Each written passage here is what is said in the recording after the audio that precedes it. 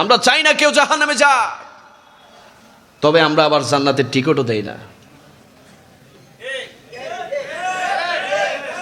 আমরা চাই না কেউ জাহান্নামে যাক, কিন্তু জান্নাতের টিকিট আমরা বিক্রি করি না। জান্নাত দেওয়ার মালিক একজন, তিনি কে? আওয়াজ বলি না, তিনি কে? সাবধান হয়ে যাবেন, এটা আখিরি জামানা।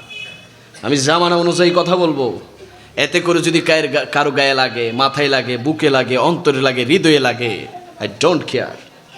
কারণ ঘর থেকে বের হয়েছি শহীদি তামান্না বুকে নিয়ে, ঘর থেকে বের হয়েছি হক কথা বলার জন্য, ঘর থেকে বের হয়েছি আহলে সুন্নাত ওয়াল জামাতের কথা বলার জন্য।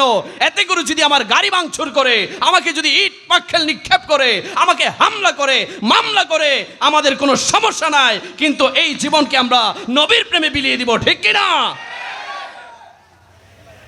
সাবধান হয়ে যাবে। আল্লাহর হাবিব সাল্লাল্লাহু আলাইহি সাল্লাম বলেছে, আখিরি জামানায় ঈমানকে রক্ষা করা ততটাই কঠিন যতটা জ্বলন্ত অগ্নির শিখার উপর হাঁটাটা যতটা কঠিন। আল্লাহু আকবার বলি না? এখন তো আমরা দেখতেছি ঈমান নিয়ে ছিনিমিনি খেলে, ঈমানের সমস্যা, ঈমান নিয়ে কারাকারি শুরু হয়ে গেছে। ঈমান বিক্রি হয়ে যায় টাকার কাছে, ঈমান বিক্রি হয়ে যায় ভোটের কাছে, ঈমান বিক্রি হয়ে যায় আমেরিকার ডলারের কাছে, ঈমান বিক্রি হয়ে যায় ইহুদিদের টাকার কাছে, ঈমান বিক্রি হয়ে যায় শিয়াদের কাছে, ঈমান বিক্রি হয়ে যায় নসতির কাছে। আর সুন্নিরা নিজেদেরকে বিক্রি করেছে আমার নবীর কদম মোবারকে, ঠিক কি না? আগে ঈমান মজবুত করবেন, তারপরে মাহফিল করবেন। মিষ্টি কথা বলার সময় নাই। কোরআন সত্য, কোরআন সবাই মানে, আমল করে না। নবীকে সবাই মানে, মহব্বত করে না, অনুসরণ করে না, এটাই সমস্যা আমাদের, ঠিক কিনা বাবা? যেন হক কথা বলে যাবো, এতে কি সমস্যা হবে? এই জন্য ইমানের মূল হচ্ছে নবী মুহাম্মদ রাসূলুল্লাহ। চিৎকার দিয়ে বলি সুবহানাল্লাহ। ইমানের মূল হচ্ছে আমার নবী, ঠিক কিনা? আমার নবীর ভালোবাসার নাম হচ্ছে ইমান, ঠিক কিনা? আমার নবীর প্রেমের নাম হচ্ছে ইমান, ঠিক কিনা?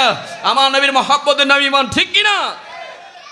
যার অন্তরে ইমান আছে তার নামাজ আছে, যার অন্তরে ইমান আছে তার রোজা আছে, যার অন্তরে ইমান আছে তার হজ যাকাত আছে। ইমান নাই, সিজদা দিয়ে কপাল কালো বানাই ফেলছেন, ওই সিজদা আমার আল্লাহ কবুল করবে না। আর নবীর মহব্বত নিয়ে, নবীর প্রেম নিয়ে আল্লাহকে সিজদা দিবেন। খোদা কি কসম, আমার আড়াই সিদার সুন্নি ভাইরা, ওই নামাজ আল্লাহর পক্ষ থেকে আপনার জান্নাতের তালা খোলার চাবি হয়ে যাবে। জোরে বলেন না সুবহানাল্লাহ।